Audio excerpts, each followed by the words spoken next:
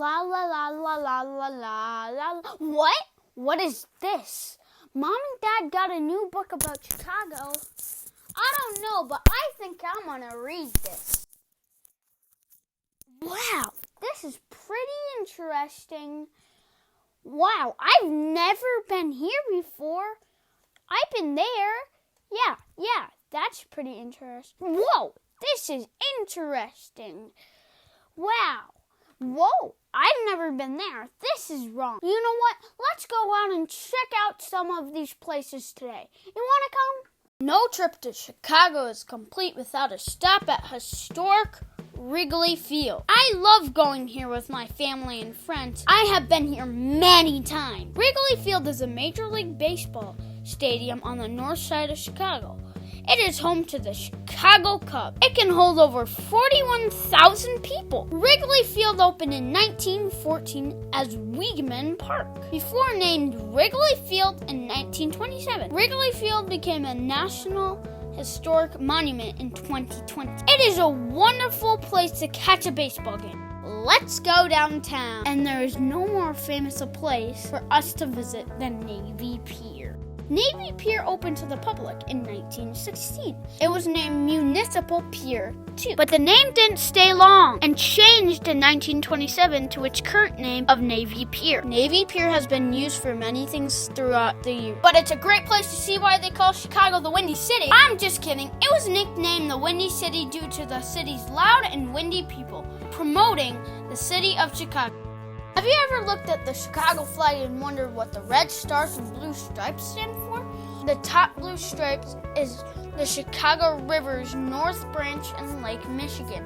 The second stripe represents the river's main stream and the South Branch. The third star is for the World's Fair in 1893. The last star is for the Century of Progress Exposition from 1933 to 1930. The first star is for Fort Dearborn. Fort Dearborn was established in 1803. It was to become the westernmost outpost in the nation to protect the route to the Mississippi River. The fort was destroyed and attacked in 1812. You can still see where the fort is located on the corner of State and West. The second star is for the Great Chicago Fire of 1871.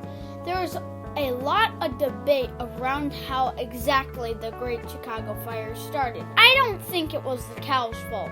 The fire broke out on October 8, 1871. The fire burned 3.5 square miles, including all of Chicago's downtown. The Chicago Water Tower and the Chicago Avenue pumping stations are two of the few buildings to survive the burn zone. The Chicago Fire Academy is now located at the site where the fire began. Let's look around some more. Wow, that's a really tall building. What building is that? That's the Willis Tower, or the Sears Tower. The Sears Tower is 1,454 feet tall, to be exact. Wow! It opened in 1974 and was the tallest building in the world at that time. The Willis Tower is now the 12th tallest building in the world, but remains the tallest building in Chicago today. It has a sky deck on the 103rd floor, where you can stand on glass and look down to the ground below. That seems scary. Chicago has a rich history of skyscrapers. In fact, Chicago was home to the very first skyscraper. The Home Insurance Building was complete in 1885 on the corner of LaSalle and Adams. Unfortunately, it was demolished in 1931. Chicago was not only home to the world's first skyscraper, but is also home to the world's oldest skyscraper, standing directly across the street from the site of the Home Insurance Building, the Rookery Building.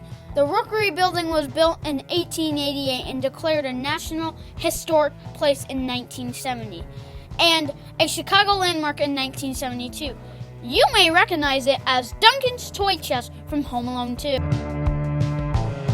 My legs are starting to get tired. This is a big city, the third largest city in the United States. There's Marina City, or as some people like to call it, the Corn Cob Buildings. When they were finished, they were the tallest residential buildings in the world. Wow, that looks like a neat building. What is that? This is the Tribune Tower. The Tribune Tower was part of a competition in 1922 to design the most beautiful building in the world.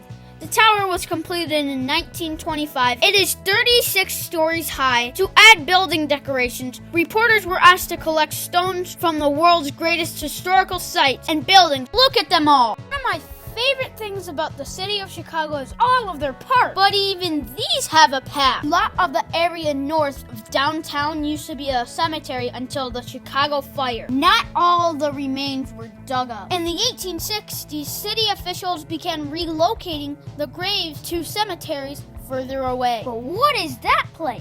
The Couch Tomb is the only place left showing the history around here. It was built in 1857, and it took 8 horses to put the 50-ton tomb in place. The walls are 16 inches thick. That's 2 times the size of my foot. No wonder they left it.